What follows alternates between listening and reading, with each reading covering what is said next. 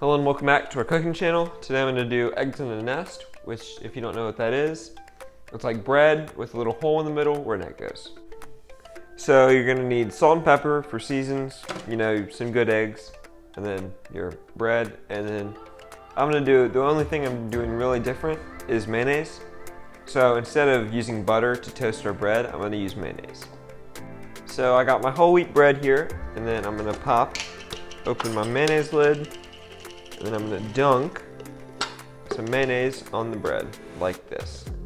You want a thin, even layer. So I'm going to cut a little circle in, or I guess I'm going to cut a square, but you don't have to do a pretty circle. You can just do a little square, just like that. So I got my mayonnaise all buttered up, and then I'm going to pop that in on medium-low heat. Just let it cook. Alright, so I'm going to crack in my egg now because it has a nice toasted side. Alright, so moment of truth. This is where you make a prayer to Jesus, and then you flip. Beautiful.